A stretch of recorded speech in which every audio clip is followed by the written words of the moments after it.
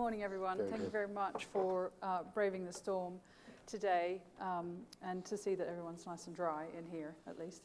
We're going to kick off with Alice, that's Adam Chalice. Been cold worse. Been cold worse. Yes. With Adam, who's going to do about 20 minutes to set the scene, and then we're going to have a bit of a discussion with James and Harry and Chalice. Thank you very much, Leslie. I'm not sure I've ever been introduced as a mashup before, so that's fabulous. A real pleasure and quite an honor, actually, to be here for somebody who's spent a lot of time doing this sort of thing in the past. Some of you will know me or know who I am. Not Alice, Adam Chalice. I've had a real privilege in watching this sector grow, really from its early gestation periods. I think back into 2009, 2010, the private rented sector initiative, as was to where we are today, and the maturity of the space. This room is testament to that. So I've been given the gig of really trying to set the scene here, which is no small task.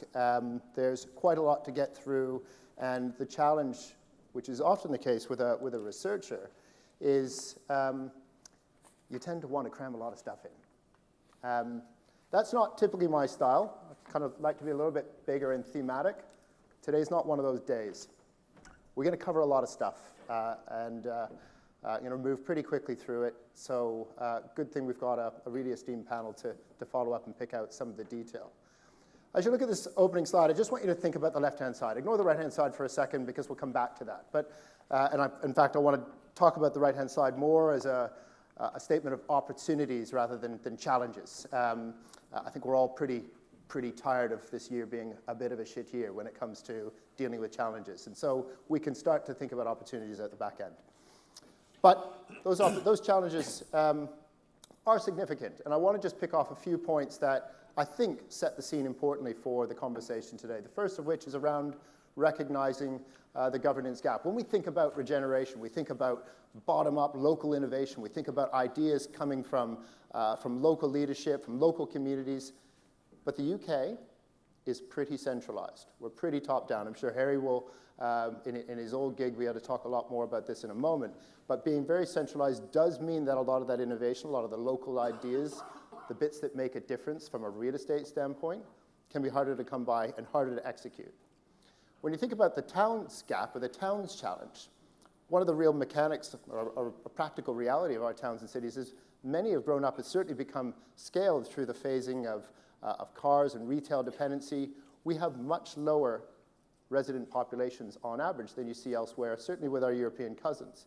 And that shows through it with some markers that I want to pick off in a moment. But it does create some real challenges for not just regeneration at asset level, but thinking more holistically about the livability, the placemaking of space, and working really effectively with local government, local authority partnerships in order to execute. Quite an important consideration and a differentiator in the UK relative to elsewhere. This is that productivity puzzle, and perhaps the most vexing challenge for government. You won't be able to read most of that, and that's fine, because there's too much in here. What I want you to take away is there are two lines.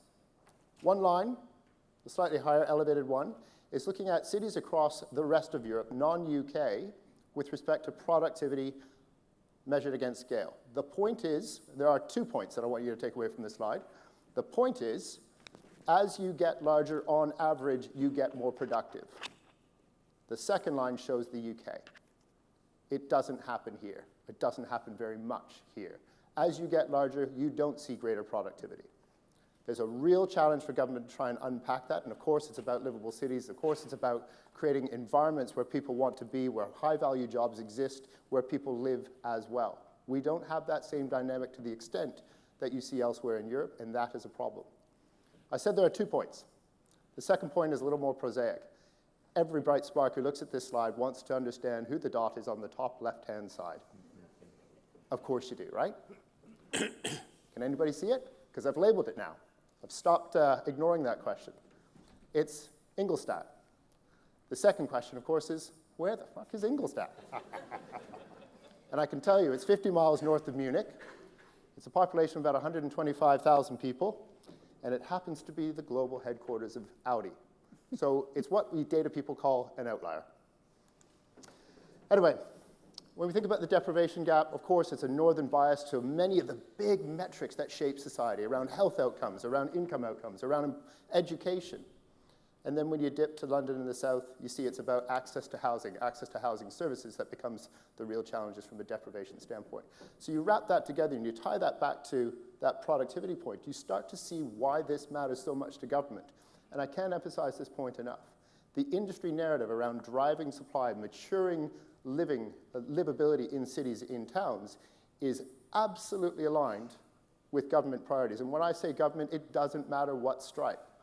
Any of you have spent time to the conference season, you'll know perfectly well that both governments, although they use slightly different language, are talking about exactly the same challenge they want to solve on leveling up. So, we've got through that first bit, not quite halfway, but pretty close. Pivoting more to the right-hand side. And we're going to move through some of this relatively quickly again, because I think this is preaching to the choir, or at least relatively well-accepted norms for this group. So if you think first about housing shortages, okay, well, it's 300,000, or it's 1.5 million over 5. Hang on, that's 300,000. You know, it's the same narrative. Regardless of which government, the target is the same, and we're getting nowhere close. And it's getting worse. And the challenges are getting deeper as a result. So we know that we're absolutely a part of the solution. Urbanization. We know that the rates of urbanization around the planet continue to ratchet up. To a lesser extent in the UK than some areas, again, for some of the reasons that we just talked about. The end of cheap money. For those of you who are spending a lot of time trying to develop, frustratingly trying to develop in this environment, of course, you'll know that there are big challenges across the capital stack, and that challenge is not just elsewhere in the commercial space where we see more existential challenges, which I'm going to come on to in a moment, but as well when it comes to build to rent and living in that delta, that a growing delta that exists for funders looking at the space with greater scrutiny. Those of you who are chasing down your NOI, making sure that it's optimized in order to deal with your interest cover ratio will know exactly what I'm talking about, because your funders are asking you some real questions about your rental growth expectations in your modeling. That sort of outperformance, that significant outperformance that works in modeling or has done a little bit more in the last couple of years, perhaps under greater scrutiny now. So there's challenges in our sector that are not unique or not different from the wider real estate space. Construction costs, what is it, 30% since the pandemic? Enough said. You don't need me to talk more about it. It's challenging, going in the right direction, but not what I would call easy or good or simple. Retail repositioning, well, that's a 10-year story. There's, in a sense, nothing new there, except it still needs to take place. We still need to consolidate some of our bricks and mortar. We still have challenges when it comes to business rates that, of course, undermine structurally build to rent over online retail. Bricks and mortar rather than online retail, makes it much harder to compete and create livable, exciting, dynamic cities in physical space when online doesn't pay business rates. So there's a big ongoing challenge there as well. I'm going to wrap the last three together. So we think about office redundancy, the accelerated changes that are taking place as a result in large part of an acceptance that hybrid work is here to stay. It's quite challenging for an agent to say that. Plenty of my colleagues would be pissed off that I'm saying it even now. But it's real. It's real, and it's changing around the world. Asia-Pac is almost back to normal, around about 90% pre-pandemic levels. US, much worse, a little bit better than 50% on average. Some cities doing a little bit better than that, some cities doing rather worse than that.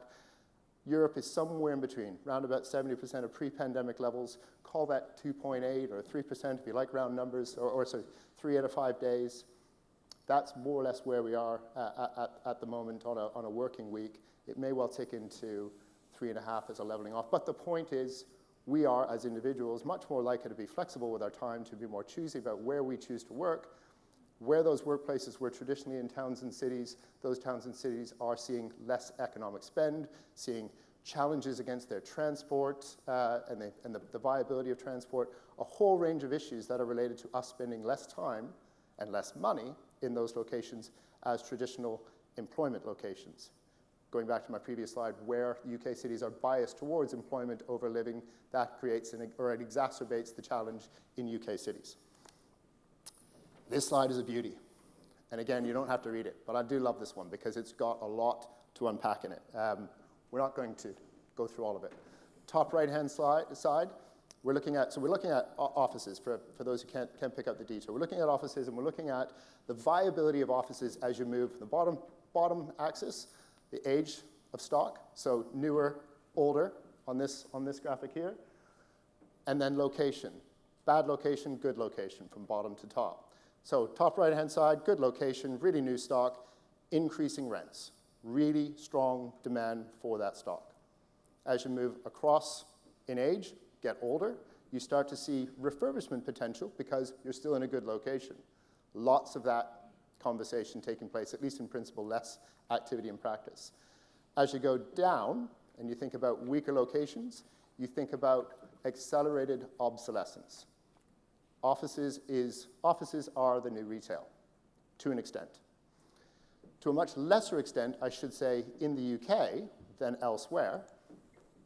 Again, you're not going to be able to pick out the detail on the slides, so have a look at it later, but I plotted the main cities in the UK against that thinking.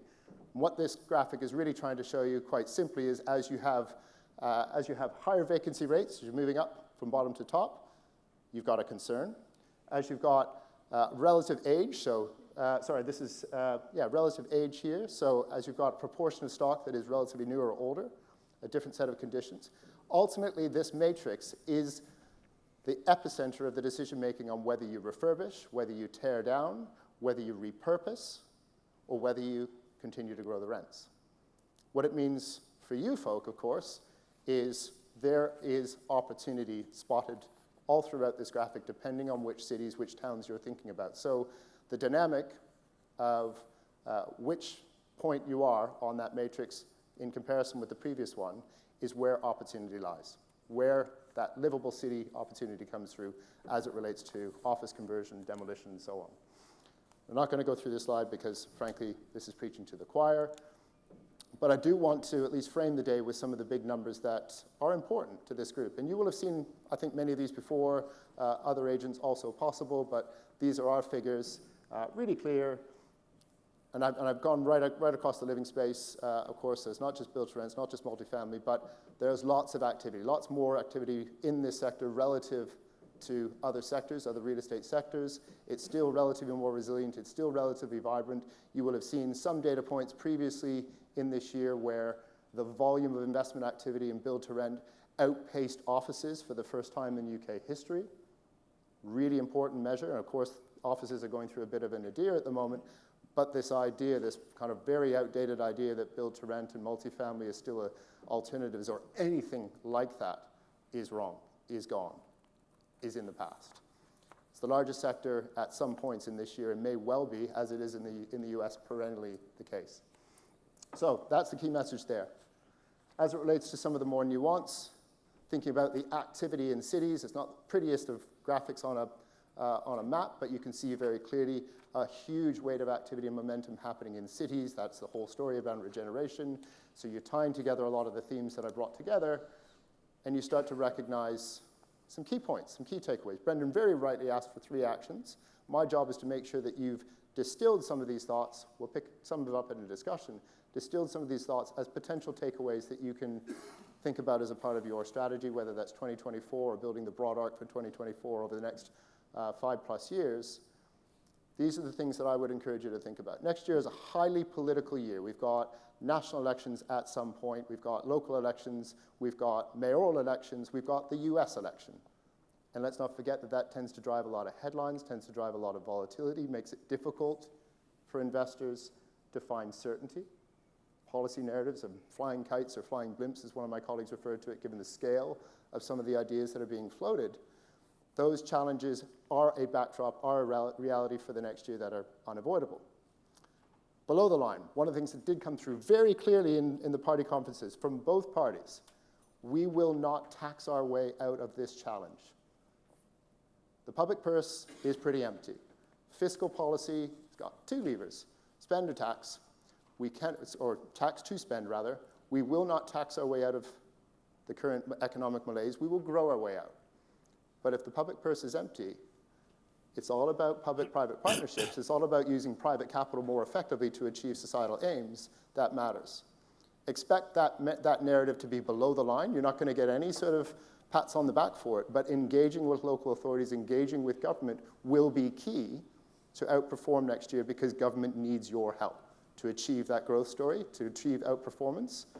You need to be a part of that narrative. So thinking about the partnership piece, thinking about the coincidence of your interests, your ambitions, and those bigger government policy priorities, making sure that they coalesce, super important. More directly, again, I don't want to go through all of this detail because we'll pick up some of these points in a moment, but thinking more prosaically, more pragmatically perhaps around direct action, around delivery, around placemaking, livable cities, the idea that not just at an asset level can you create a difference, but ultimately around creating a wider community that supports economic growth, supports engagement, creates a stickiness to your tenant base. All of those narratives, of course, matter more now than ever, and I hope one of the takeaways you'll get from my slides is that the UK has a particular challenge in achieving that outcome, and therefore, spinning that around, it's a particular opportunity for this group to engage in being a part of the solution. I've skipped over a really important message, not because not for any other reason than we haven't had time to cover it, but of course, all of that that I've covered has got a sustainability ribbon that runs right through it. The ability to think about decarbonization, think about obsolescence, think about renewal, think about placemaking, social value is about, in some way, shape, or form, sustainability. It absolutely matters. It cannot be off the agenda. I know that it often costs more. It doesn't necessarily have to, but we have to be thinking broad strokes around sustainability. And if we're able to think, as this group does particularly well, for the long term, then ultimately it matters. It creates resilient places, resilient buildings. I think it's enough from me. Have a nice chat. Leslie, over to you. Thanks very much.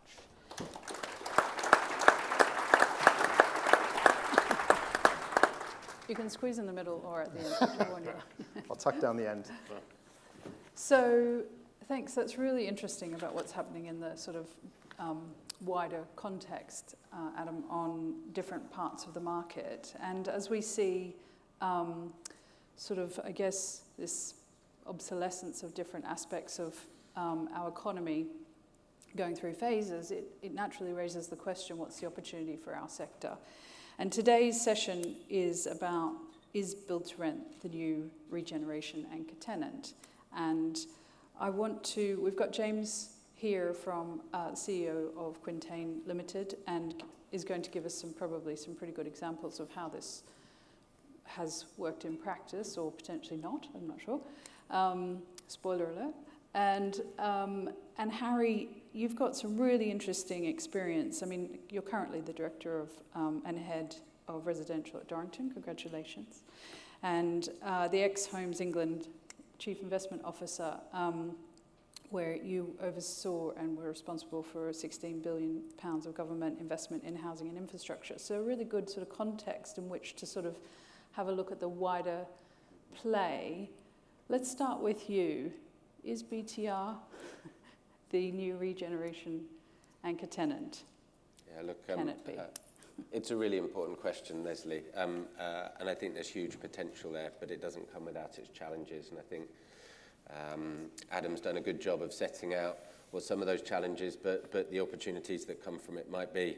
As Leslie says, I've been involved from a Homes England perspective, the government's delivery agency, for the last decade, and my first reflection is that over that time, I think the conversation has evolved from being one about buildings and development in the build-to-rent space to one where we now have still I suppose the early days, but the foundations of a maturing, institutionally backed professional residential build-to-rent sector in this country. So that's fantastic, and it means that the conversation is moving on from being about the buildings to being about the people, to being about the service, to being about the way that we operate and are stewards of place, as well as needing to continue to deal with the sort of supply and demand imbalance that we can see in the need to build more homes. So I think this sector is moving forward, and we need to keep ensuring that we're having a conversation that puts us at the forefront of what's going on.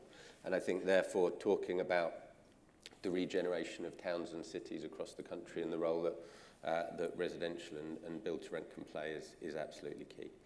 I suppose taking a step back from my experience, I think the context within which we look to to create economic development and to regenerate our urban areas across the country is really important. Adam touched on the fact that we have a combination of national and local public sector stakeholders, and so the way in which central government sets the priorities and the context, the planning framework within which we can regenerate our towns and cities is absolutely key, but also ensuring that we drive that regeneration with a real understanding of those places, because regeneration isn't about starting again. Regeneration is about building upon what is already there and what has been there in the past and providing a new and exciting long-term sustainable future for a place. So I think bringing together national and local stakeholders is absolutely vital to successful regeneration, and as a sector we need to be able to have a really clear voice about the contribution, the positive contribution that we can make, both the investment but also the social outcomes, which I know Brendan mentioned was an important theme of the rest of today.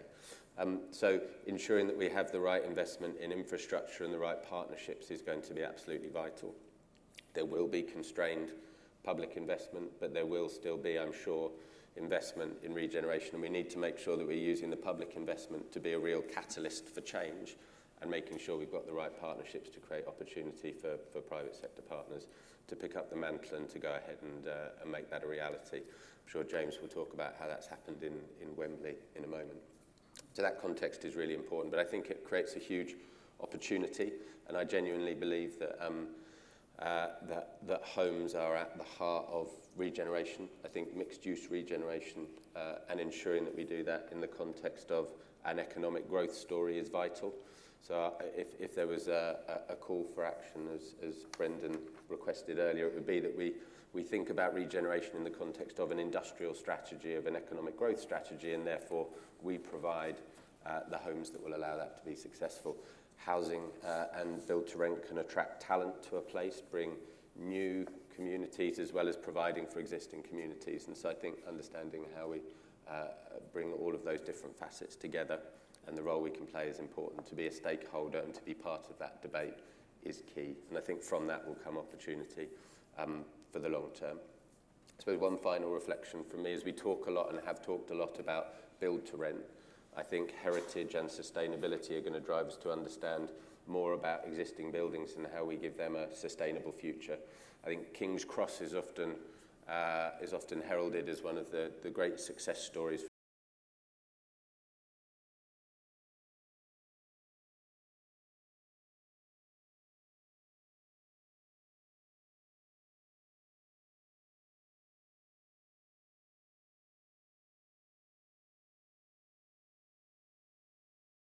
you come out of the station. All of those were existing buildings and play to the heritage of the place, and you can use those as a real kind of foundation for what comes next. So as well as thinking about build to rent, I think we need to think about retrofit to rent. And I'm now, as Leslie said, leading a property company and thinking about our residential portfolio as well as our commercial one and the opportunity of mixed use. But much of our portfolio is over 100 years old, as well as new buildings that we've constructed in the last couple of years. And therefore, how we continue to invest in our existing homes, how we reposition some of the potentially redundant assets that come from our high streets and from that changing way of working, I think is a huge opportunity as well. So I look forward to taking on the complexity of all of that. So I love the bratwurst from German Gymnasium. They do a good sausage there. Speaking of the Germans and the productivity of Ingolstadt. Ingolstadt. Sorry, no one will forget Ingolstadt. We're going to go visit now. Key takeaway. Yeah, a key takeaway. So, Harry, you've seen some successes, King's Cross being one of them. Obviously, another one is Wembley. So, James, tell us what, in terms of the sort of proof point, I guess you could say, of BTR being the anchor tenant. I think that you're probably going to say that it was the case, it is the case. But taking that a little bit further, what was the sort of like supercharge aspects of it, and what else did it take if it was the first ingredient for the cake? What else does it take? Okay, so I'm going to stop you there because it's not the first ingredient from our perspective. Good. It's a really important catalyst, and I would say BTR is an anchor tenant, but more important, it's a catalyst and accelerator. From our perspective, regeneration are really long-term projects. The Wembley project is 21 years old, and regeneration starts slowly with infrastructure, with placemaking. From my perspective, you need to give, before you really get into an accelerant stage with living, you need to have built the credentials of the place that people really respond to, because everybody at the end of the day lives not just in an apartment, they live in a neighborhood. You have to get your neighborhood credentials set. So in our case, the biggest transformation that we made early doors back in 2013 was the opening of the outlet centre. We turned Wembley from a place where you had to have a ticket, you turned up to see something in the stadium or something in the arena, to a place where you can go shopping and you had 20 restaurants and you had a cinema. Sounds simple, but massive investment, big risk in terms of opening an outlet centre in London, never been done before, but it changed the context of the site. And that, in combination with building significant amounts of public realm, green spaces, beautiful new walkways, Wembley Way, Olympic Way as it's actually called, gave us permission to really put our foot on the floor and accelerate the residential. And we didn't start off doing rent. We started off building for sale back in 2008. And we learned a really important lesson from that. First of all, that market is incredibly cyclical. Not cyclical from an investment perspective, cyclical from a mortgage rate impacted perspective. And there's a real problem with absorption rates in terms of there's a peak and maximum number of apartments that are going to sell through in any given year. And that's a problem for regeneration, because regeneration needs pace. And the companies that do regeneration need pace, because if you don't have pace, the place moves on too slowly, the perceptions don't change, you don't build belief, you don't attract all the other capital projects around it. So our big switch into BTR was quite a slow switch. It was a recognition of that actually was watching this nascent sector emerge. We wanted to participate. We'd had a lot of confidence in the apartments that we had built for sale ended up in the rental market, and we were managing those. So we had good exposure to the local rental market. We initially changed some product from for sale to rent, and that was the beginning of the TP brand, if you might remember back to that, now Quintain Living. And then it was the advent of Quintain being taken private and owned by private equity that gave us the massive firepower to accelerate. And then over the next 5 years, have built some 4,000 units. You would never build 4,000 units in 5 years with the absorption profile of for sale. You need to believe that you can build the product and then you can lease it within, let's call it 6 to 12 months, depending on the market conditions, and actually have residents living there. Because what you want for successful regeneration is not just people living there, but you want workers, you want economic activity, so it's self-sustaining. And we would never have had that confidence with for sale. What I would say, however, is that no one is an island. No one developer is working in isolation. I think we benefited from the economic activity when the stadium was regenerated. It was closed for years, but when it did open, created some new setting, improved the transport links. We were the next phase of regeneration. What we observed is that the student market moved in pretty quickly. So student market, has a lot of commonalities with the BTR market. That audience and those developers are pioneering in terms of the locations that they choose. I think they expect students to put up with a lot. So student buildings are often popping up in big regeneration schemes, quite harsh conditions. BTR often then follows. So I would say student has an important catalytic effect. BTR has a massive accelerant effect. And then really interesting, in the last couple of years, we've also seen the advent of a lot of build for sale developers coming around our scheme because frankly, we've done the heavy lifting, we've done the placemaking, we've done the retail, we've got the leisure in place, we've changed perceptions, and actually it's much easier for the house builders and the apartment builders to arrive and actually get good capital value. So, put all that together, the mix is really, really important. For me, I would say more the BTR is the massive catalyst for that because of the absorption profile.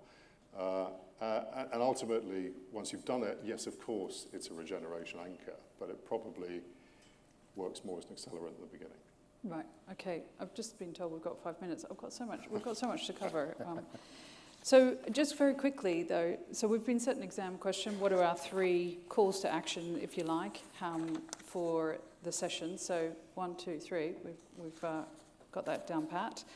So, but just on, we can't do this alone by the sounds of it. And what you've just said, James, is, this is a long-term play. Regen is not a one-size-fits-all, one person comes in, or one aspect. We've got retail, we've got infrastructure, we've got rental for sale, student, the communities, the affordable, all of the aspects, and we can't do it alone. So that kind of tells me that there's quite a lot of partnerships that go on here, and there's quite a lot of need for potential public-private partnerships, as you were alluding to, Adam. What needs to happen for us to do this? What should be our call to action to government, if you like? For me, it's perhaps the most important point when I think about the broad arc of taking advantage of a challenging environment. The more dramatic phrase is to never waste a crisis. But if you think more practically, this is about making sure we get our, pardon the pun, house in order during a phase of challenge. I look through the lens of a year of political opportunity. We are likely to have a change of government. We are likely to have a new thrust of ambition with respect to creating a stronger economic case for an independent Britain. And we're likely to see a government with very few direct opportunities with its own money to make a difference.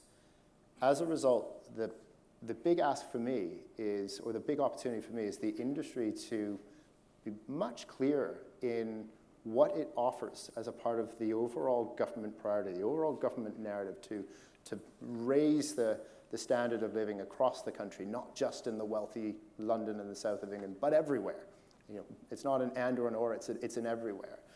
And be really clear about what the industry can offer to be a part of that solution. Because honestly, having watched the gestation of this space and the growing, the maturing, the scaling of this space, I still don't think the voice is singular. The voice is not clear enough from industry. And there's no reason not to. There's such a clear, positive message from the sector to be a part of the bigger government ambition to create stronger, more resilient spaces, those multiple indices of deprivation that we should be really sad about. We should lament as conditions that are realities outside of the wealthy bits of London to a greater extent. This industry has a great opportunity to become much clearer and singular in its voice and to be really well aligned with those government ambitions, and that ultimately will be virtuous for both. You'll see, I think, a greater slipstream and greater opportunity. So could I take from that one of the key action points is that we have an incomplete narrative on BTR? Yes. And how it fits within the wider rental piece, if you like. I think we're getting kicked off. So that's really about having a stronger voice with government. The second one, just based on what you said, James, is really about long-term stakeholders are required to make this thing accelerate and to do the different various parts. And I think, Harry, we were talking before, I don't know if you actually said it, but really a bold vision from government to like a cohesive industrial strategy that incorporates housing and a mixed-use solution at its sort of core. Can we put that down as our 3? Yeah, can I just add Yes, one more thing? Please. And you can get in I have trouble a real from Brendan. concern because the sector represents, less than 1% of the overall UK rental stock in the UK, that the government might marginalise our contribution. So I'm absolutely with Adam in terms of we've got to get the voice out there. We have to explain the contribution of the industry, and we have to explain the differentiation with PRS. And I'm afraid that's going to get all the headlines in the next 6 to 12 months, particularly around rent reform, because about decent homes and stuff like that, which we absolutely support all of that activity. But I'm worried that this industry is going to get marginalised because of that. Small but mighty is what I would say. So on that, we can be a transformative value for investing in homes and communities. And I'm sorry, everybody, but I think we're just being kicked off. You are. Please thank our panel.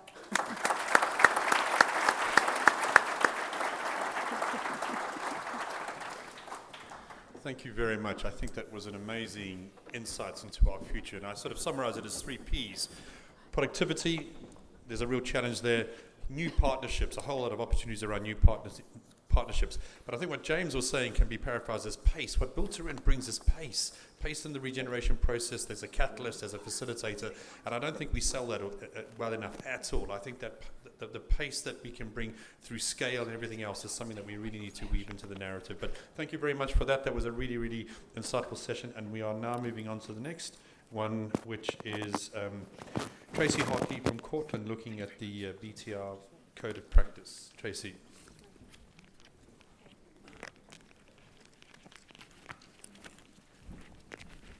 Good morning, everyone. I am going to speak really quickly because we're trying to make up a little bit of time, so you'll be relieved to hear this is not going to go on too long.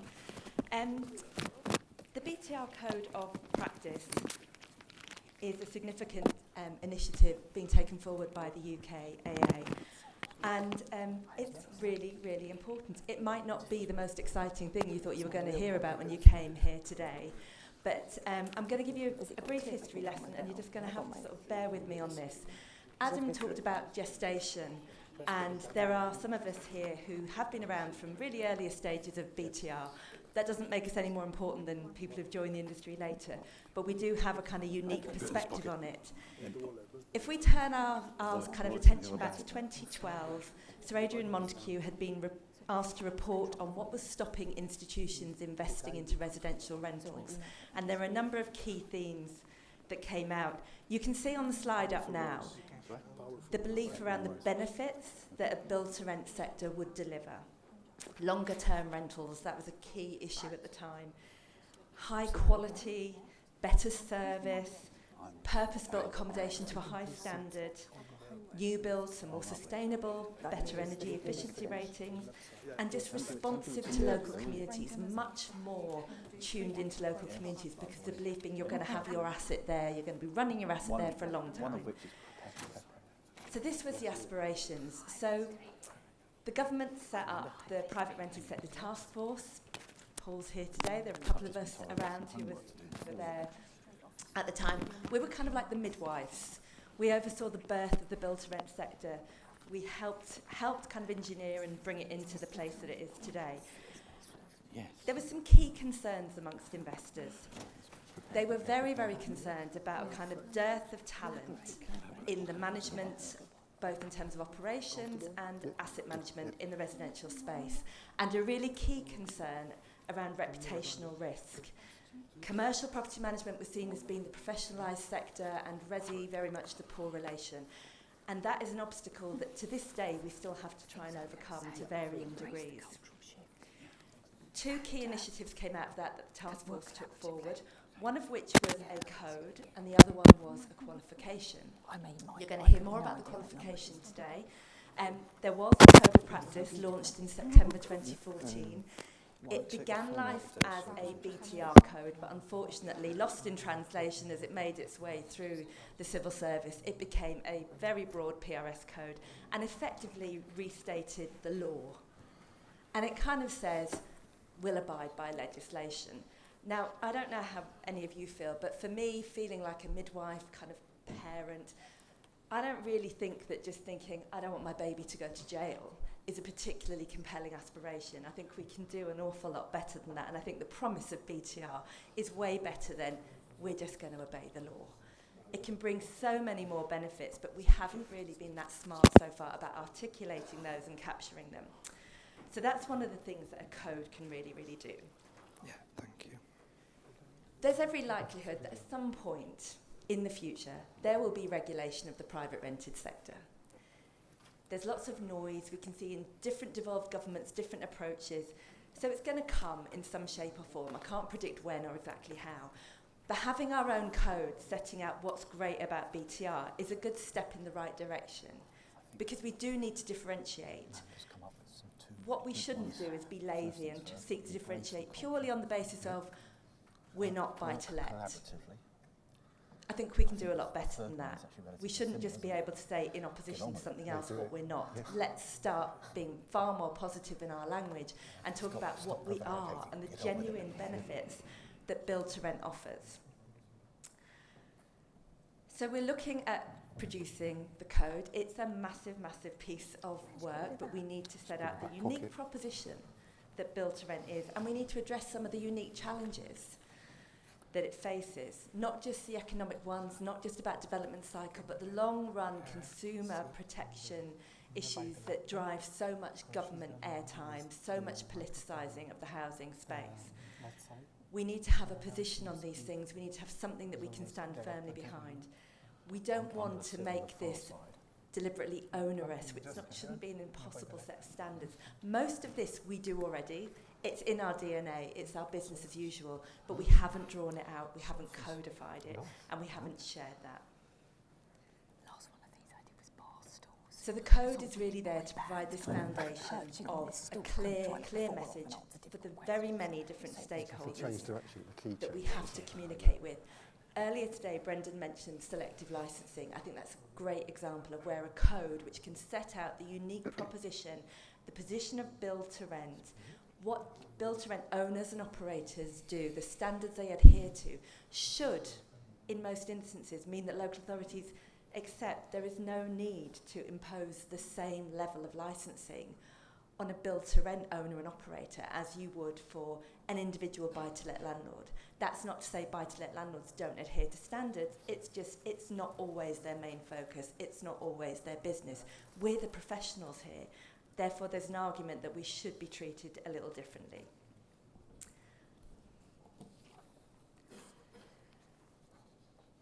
So we want to make it ambitious. It needs to have some sort of meaning. But as I said, we're not trying to set a ridiculously high hurdle here. There's been a lot of work to get to this point. So the UKAA is working with Vivian King from the Good Economy. They have held a number of different meetings with stakeholders, with members of the UKAA. There is information today that you will see at the UKAA stand. There is an interactive workshop taking place today at 2:55 p.m. I would urge you please to go along, take part, feedback your views, let us know what you think. Let's make this as relevant and salient for this sector as it can possibly be. This is not somebody outside telling us what we should do. This is us asserting ourselves and setting our own goals, and they're absolutely achievable ones that we should be able to meet. So you can see the work that's gone on, looking at the different organisations out there. What can we learn from other codes elsewhere? We don't have to reinvent the wheel here.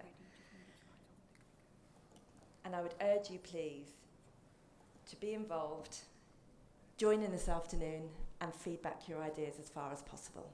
Thank you very much.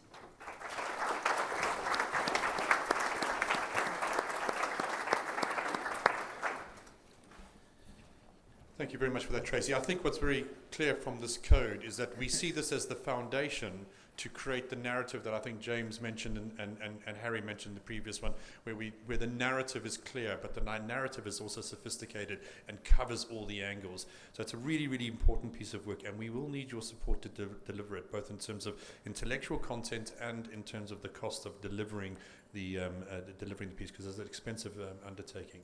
Moving on now to another issue which is vexing our industry, the Building Safety Act. When I spoke to the HSE first, I said build to rent will be the exemplar in the residential real estate zone because of the nature of our profile with institutional investors and operators, and a real need to care for our customers and the people within our buildings. And the conversation went on from there, and I'm very, very pleased to be able to have this panel chaired by David Hill of the ARC Consultancy, who also chairs our risk workshop. But David, if I hand over to you to introduce your guests, and well, maybe I'll just do that first. So we have Tim Galloway from the HSE, or the regulator, to talk about how they're going to view the application of the new regulations. Jonathan Goff from Granger, and Amanda Stubbs from Travers and Hamlins. Over to you, David. Thank you very much, everybody. Building Safety Act is clearly something that's very hot for everybody at the moment, especially over the last couple of months. So we're very pleased that we've actually got Tim Galloway, Deputy Director at the Health and Safety Executive and the Building Safety Regulator, to come and actually talk to us first. Tim's going to take us through a few slides, and then we're going to have a panel discussion to talk about some of the key issues and key areas. So, Tim, thank you. Thank you. Yes, it works. Good morning, everyone. Thank you for hosting myself at this session. I'm really pleased to be here. I was first introduced to the build-to-rent sector a little while ago when I went to see a Tide and Vision project in Greenford in northwest London. I have to say I was very impressed. I was very impressed with the ethos that I think the sector has. But I'm here to talk to you a little bit about the new regulatory regime. I'm hoping that most of this won't be news to you. So if you're sitting there thinking, well, we know all this, Tim, that would make me very happy. What I'm going to cover is a brief overview, the background to the new regime, a little bit of discussion about legal requirements, some changes that I think the HSE believes are required, and then some concluding remarks. I aim to speak for no more than 10 minutes. It's interesting that I open with reminding you a little bit about why we're doing all of this, because sometimes I have conversations with people and they've forgotten that there was Grenfell and that 72 people lost their lives. And frankly, some people who perhaps ought to know better. But the Building Safety Act, which follows on from that, applies in England. Scotland and Wales have their own legislation. It creates the regulator of which I'm a part within HSE. Certain aspects of the legislation that sits beneath the Act applies to all buildings. I want to emphasise that, all buildings in England. It isn't just about tower blocks. There are aspects that apply to tower blocks. We know them as higher risk buildings, or HRBs, and I won't go through them there. You can read them. And there are the new duty holders that have come along, as we call them, new organisations and people who have duties who didn't have them before. Principal designers, principal contractors are two examples of that. They've always had duties under the Construction Design and Management Regulations. You're probably familiar with that. The new duties are modelled on that. They're not exactly the same. But they are asking principal designers and principal contractors to think about the same kinds of issues in relation to building work, the achievement of compliance with the functional requirements of the building regulations, as they do about compliance with health and safety law. And in high-risk buildings, the new duty holders are called accountable persons or principal accountable persons. Their organisations effectively own or operate tower blocks, higher-risk buildings, buildings of 7 stories or more with at least 2 residential units within them. I just want to talk a little bit about client duties, because these are also part of that suite that reflects on construction design and management regulations. I won't go through them there, but what I'd emphasise is that clients have a key role in ensuring that the final building that's delivered actually meets the functional requirements of the building regulations. I just want to pause for a second and remind everyone that the building regulations themselves, the functional requirements, the standards to be achieved for a building that meets safety, drainage, connectivity, ventilation, those haven't changed. So a building that met those standards on the 30th of September, if it's a tower block, meets those standards on the 1st of October. The changes are around the responsibilities of those involved in the process, including the clients, and around, for tower blocks, how that compliance is demonstrated. But to return to the point, clients are key here. Clients set the agenda. What clients say to principal designers and principal contractors, at the end of the day, the client is holding the money. This slide is specific now to higher risk buildings. I'm not going to walk you through it. It's one that we've used before, so if you've seen it before, you'll be familiar with it. But it tries to give you an end-to-end perspective of how the new regime functions for higher risk buildings. So on your extreme right, you have Planning Gateway 1. That's not about building control, it's about the planning stage, and it's encouraging applicants to think about fire safety design at the very earliest stages of a building's conception.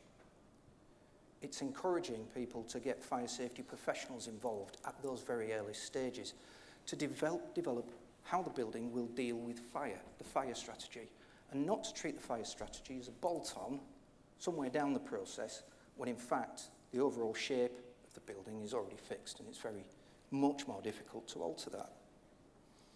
Then one goes into the building control application. There are a number of changes there, not least of which a fundamental shift between how the plans approval activity works.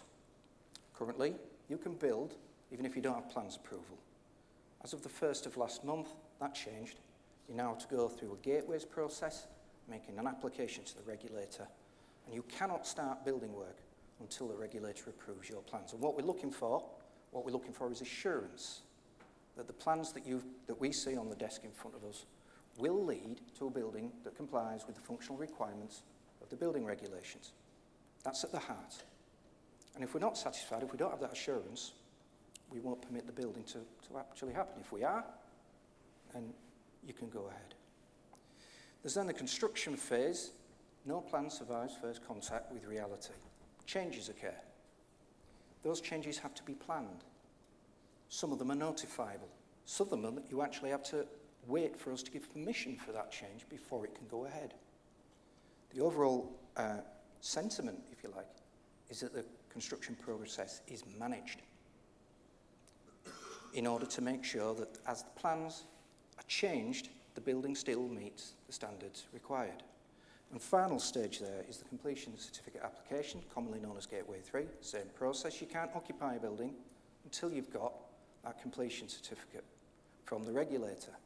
We will be working very closely with fire and rescue services and other experts, including building control, as part of multidisciplinary teams. They will be helping us come to our regulatory decision throughout these stages. Once the building's ready, you've got your completion certificate, it must be registered. You cannot occupy a building until it is registered, and we've confirmed that it's registered. From that point, as the principal accountable person or the accountable person, you are developing certain systems to make sure that that building stays in a condition that is safe from the spread of fire and structural failure. Those are the two requirements. Now that applies to new builds. Clearly existing buildings are right at this end of the spectrum. They're into that safety case regime.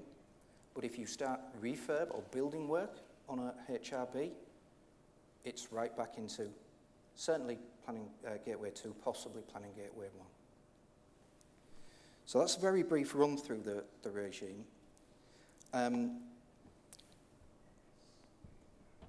just want to talk a little bit about inoccupation. I think it's quite important because in a lot of the debate and discussion about inoccupation, there's been a lot of focus on the safety case. And that's very important. That's a reasoned argument, a statement subject to critical thinking of how accountable persons and principal accountable persons believe that they have the systems and the wherewithal to keep that building safe from the spread of fire and structural failure. But key is actually making an assessment of the risk of spread of fire and structural failure, a critical assessment, determining whether the systems, both physical and software, are sufficient to prevent that happen or mitigate the consequences if it does. And if not, taking some action. It's the whole underlying premise of every risk assessment, occupational health and safety, environmental, and now in building safety. Are you doing enough? And if not, what are you going to do about it? Everything else is a wraparound to support those decisions, to make sure you stay in that place once you've achieved it, to make sure that you continue to maintain those systems, that hardware. We are not expecting every building to be brought up to modern standards. But we are expecting people to make that critical assessment, and there may be activities that are required. That may be hardware, it may be systems. Maybe that you have a firefighter's lift and you find out that you're not maintaining it properly. So you need to introduce new systems to make sure that firefighter's lift is kept functioning for when it's needed. We are working because we recognise that this is a judgment and benchmarks are required to help people know if they've achieved that point on what we call principles and benchmarks. A way of helping you structuring your thinking. They're not answers. They don't say if this then that. They try and help you make the judgments. And they are your judgments because they are your buildings.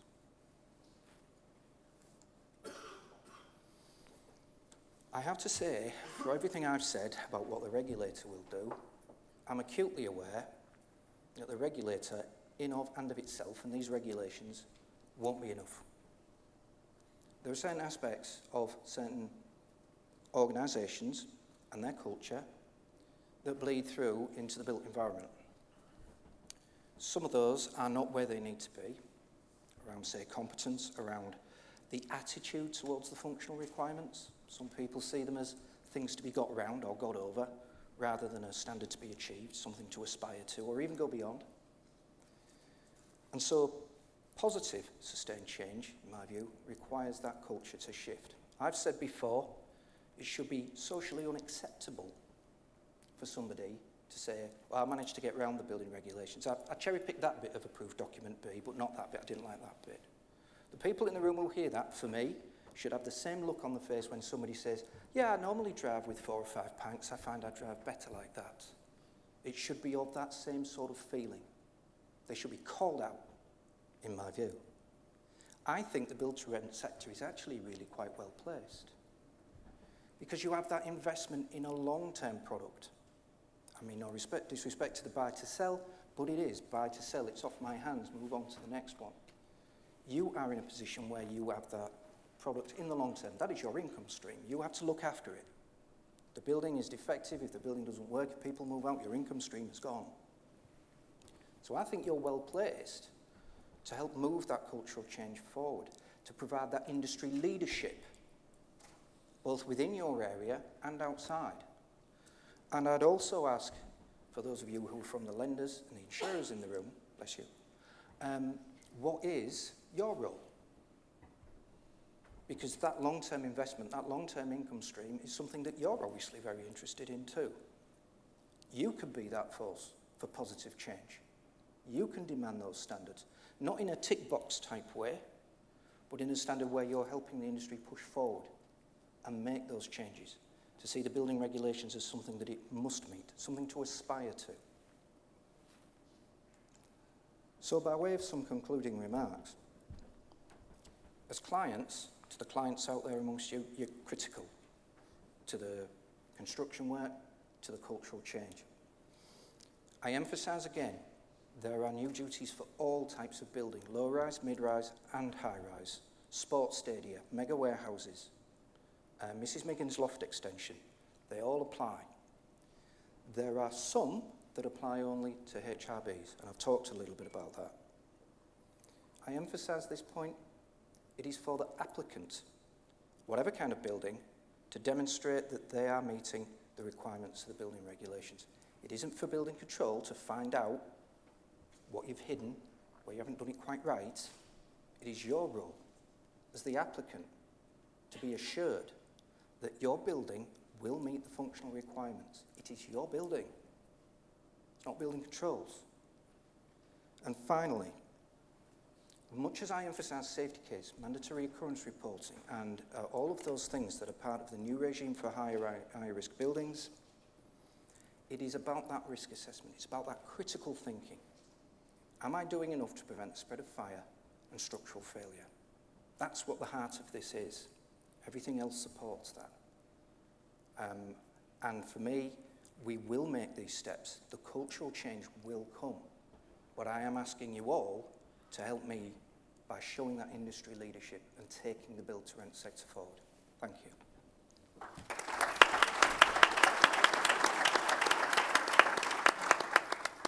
Thank you very much, Tim. At the end of last month, I think we could all understand the fact that we actually effectively had a stampede to register the building, even though the registration opened back in April. And at ARC, we are seeing a significant number of people who are still not ready. They are still not willing to get on with elements such as risk assessments, safety case reports, mandatory occurrence reporting, resident engagements. So my first question is, I'm going to aim the question straight over to Tim to start off with. Tim, taking that into account, how is the regulator going to view organisations that are not ready or have not prepared for the changes that we need in our current regime? Well, I think the first thing I'd say is that if you have HRBs, higher risk buildings, and you haven't registered them, please do so. Don't wait. Don't be fearful, oh, is the regulator going to come after me because I registered late? No, please register. You're late, but please register. Because if you hold off, then we are going to show a great deal of interest in you if you've got a building that ought to have been registered. And we've done some work on that already. I'll come back to that in a second. We have been talking, and I've personally been encouraging all players not to wait for the legislation to be completed, because the underlying principles of the regime have been known to us for a long time, ever since Dame Judith's report. And so I'm hoping that organisations, notwithstanding what you've just said, are actually taking steps, gathering information, working out their systems, collating it all together, because you might have a lot of systems in place that are just dispersed. And looking at those critically, are these enough? We're currently undertaking activities to analyse the registration information that we have, to see if there are buildings, because there were some databases, albeit not perfect databases, that were in place beforehand. And we're comparing the two, for instance. And if there are buildings that we would have expected to have been registered that are not on our system, we're reaching out to the organisations we believe are the principal accountable persons to say, please come and register, please do. There will come a point, clearly, where our approach will shift. That we'll be saying, well, we've given you the opportunities now. We don't understand why you're not registering. And we might start to then reach into our enforcement bag of tools that includes notices and ultimately prosecution. None of me, my colleagues, actually want to prosecute anybody. It's not why I'm a regulator, is to go out and nick people, but it's a necessary activity if required. I think the final remark I'd make is just to repeat. If you haven't registered, please register. Please do that as soon as you are possibly able to do so. Thank you. Thanks a lot. Taking that on then, after registration, there's a significant amount of work that needs to be undertaken, certainly before April next year, when you are going to be bringing some of those buildings in for the building assessment certificate. What would ready mean to organisations, BTR organisations? What does ready actually look like, so they know that, okay, we're at April, if we get called in, we've got everything we need? Well, I think, first of all, if you haven't started now, please start. You still have some time. Steps that you can take can include gathering information about the building or buildings that you have. There's material on the HC website, and now I think it's on gov.uk website, that helps with that. We produce what we call toolkits. They're different sections that help you understand what you might need to do. I think if you've started that, you've collated your information together, you've undertaken that critical thinking on spread of fire and structural failure, and you've satisfied yourself that your systems, your processes, your building are adequate, and if not, you've got an action plan in place about what you're going to do about it, and that action plan might include interim measures an obvious interim measure is a waking watch, for instance, then you are going to be in a better place for when we start to say to organisations, please send us your application for your building assessment certificate. If you have not done those things, then you will be submitting information to us that we will start to question. And the more questions that we ask, the less assurance that we're getting that the principal accountable person has the capability, the capacity, the wherewithal to manage that building to protect the residents and people around the building from the spread of fire and structural failure. And the further you are away from being able to assure us of that, the more likely we are to start to think about whether we need to take enforcement action. But I emphasise again, myself and my colleagues don't want to be running around with a sheaf of enforcement notices taking people to task. That actually, funnily enough, isn't our job. Our job is to assure ourselves that you are doing your jobs, and your jobs are to manage the buildings so that they're safe. That's what I want. I want buildings that are safe, and I want you to be managing those buildings that are safe. That's what my job actually is. So I want to assure myself, my job, that you are assuring yourselves, because they are your buildings, they're your income stream. You want to know that you're not going to lose that income stream. You want to know that the people who live in those buildings, who pay their rent to you, are safe and will be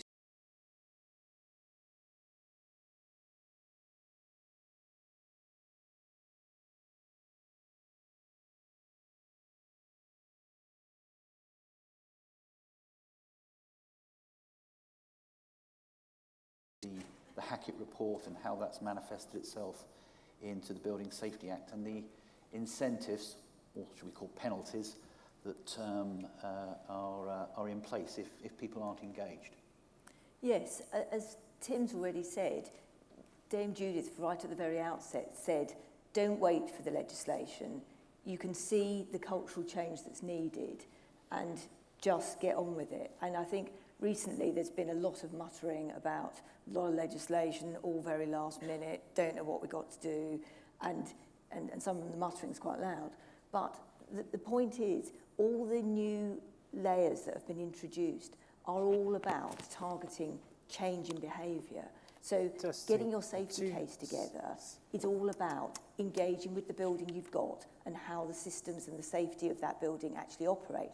And so various people have sort of said, oh, well, the regulator's not going to tell me how to do it. They're just going to tell me when I've done it that that's okay.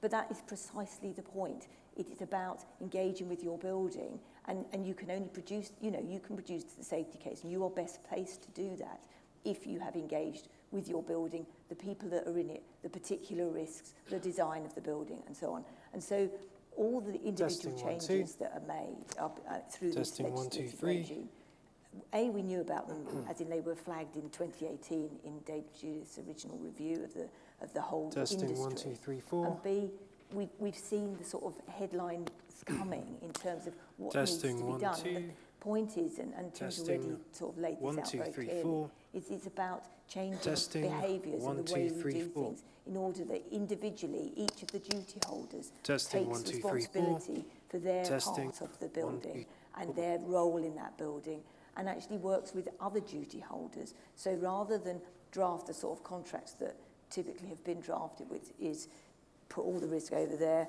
I don't want any of it as the building owner. 1, 2, 3. Is actually 1, 2, who 3. is going to take that risk? Are they competent to take that risk? 1, 2, 3. Am I competent to appoint them? Do I actually know what I'm doing as the building owner and client?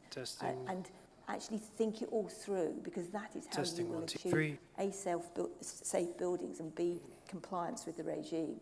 So it is very much about working towards compliance, because you've changed how you go about building a building and managing a building, not because there's a bit of legislation that says if you don't do this, you could get an unlimited fine or you could go to prison.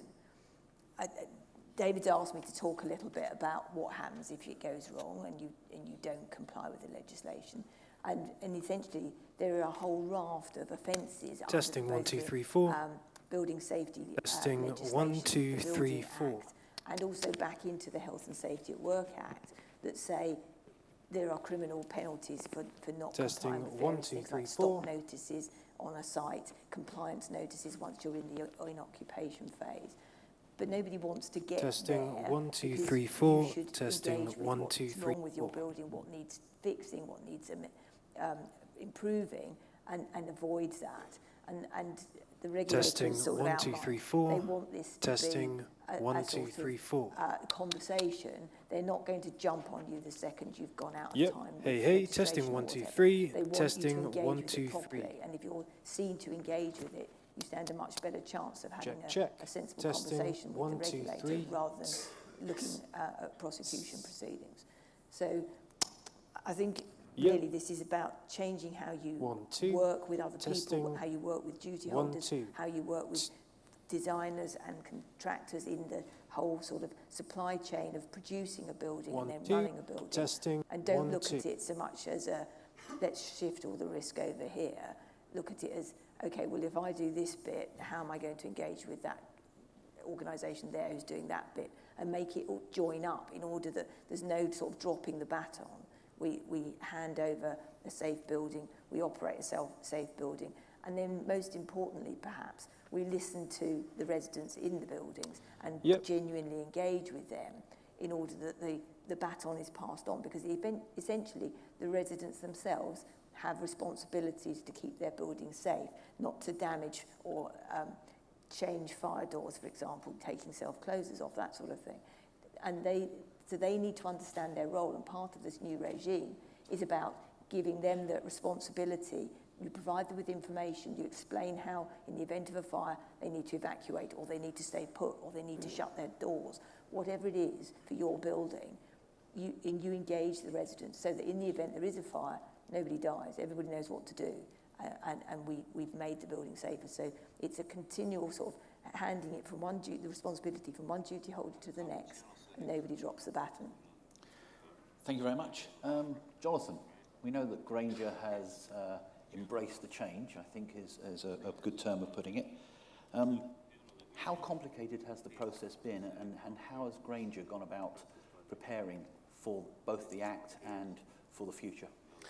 I think the main approach really is to sort of uncomplicate it as much as we possibly can, so sort of simplify. What we want to try and avoid is when anything new comes into play, particularly around safety Testing, legislation, 2, 3, 4. but a lot of organisations, people default to what I sometimes call 2 Ps. They panic and then they go into paralysis. We can't do this because we don't understand this, we haven't got the guidance, and yeah, I'm going to go to jail. So our approach was, as I say, was to kind of strip that back, really. And we looked at the secondary legislation that was coming out in Testing, consultation 1, 2, 3, as early as 4. last summer. I actually took a real quite a sensible back to basics safety management 101 approach. You know, let's understand about our buildings. What do we need to do?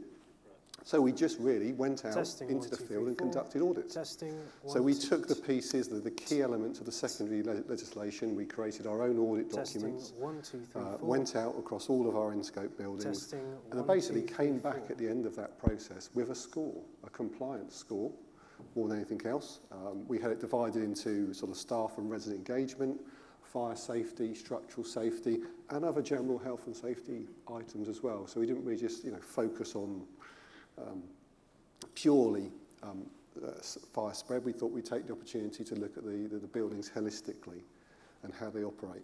Found some gaps. We're not perfect by any stretch of the imaginations, but then we could put plans in place, which we're now enacting upon, to actually improve and get better.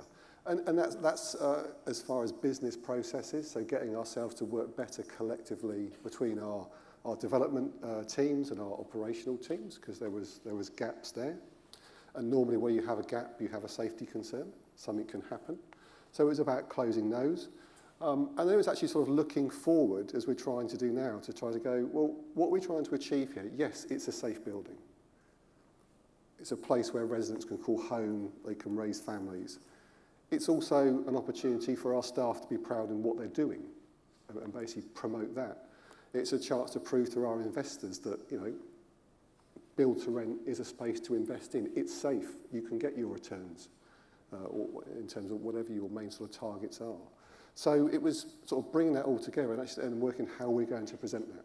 We're not finished by any stretch of the imagination, but yeah, we thought, good safety basic principles. Let's get the audits in place. Let's understand our gaps, put our plans in place, and then go forward from there. You mentioned gaps there. I don't want to go into the specifics because I know that you won't want to go into the specifics. But what type of issues did you come up against, and how did you get over those particular gaps? Yeah, so I think it's really, I've always worked in health and safety is reverse burden of proof. So prove that you have done something. So there was lots of good things being done in our business, but there wasn't the proof that it was being done, or the knowledge was retained in somebody's heads. So it's documenting the good things that we're actually doing. And particularly with our on-site teams that do sort of wonderful day-to-day building walks, interactions with residents, it's engaging them and removing that panic element of, well, I can't do this because it's fire safety. I can't check that fire door because I'm not competent. Yeah, but you walk through that fire door every day. Does it shut? Is it damaged? No. You've done it. Brilliant. Fantastic. You've completed your small part in the process, in the puzzle. So it was empowering people, calming people down, giving them the confidence they are actually doing great things already, and actually let's build on that, if you pardon the pun, and let's do better things. Thank you very much.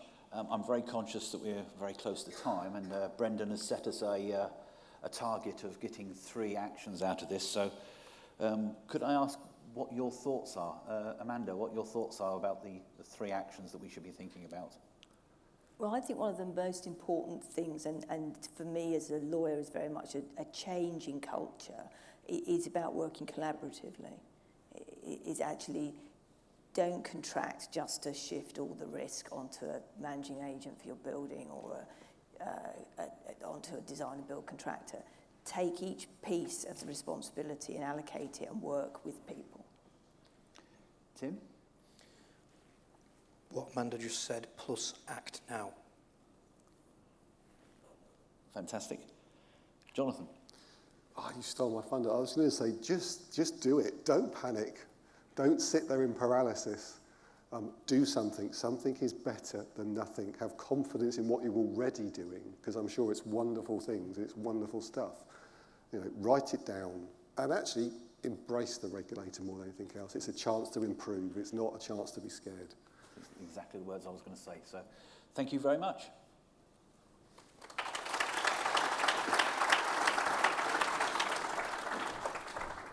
Yes, thank you very much for this panel. I think the paradigm shift required by the Building Safety Act is, well, we've seen what it means, but really it's about personal responsibility, and I think that cultural change, it's the small things that will matter, and I'm very pleased that, the regulator's view will be, if you're taking it seriously and there's a few gaps, we'll work with you, but if you are not seen to take it seriously, then there's going to be a problem.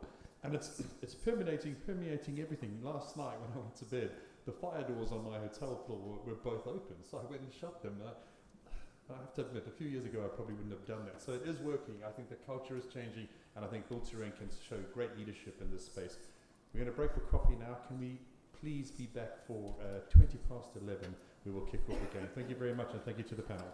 Thank you.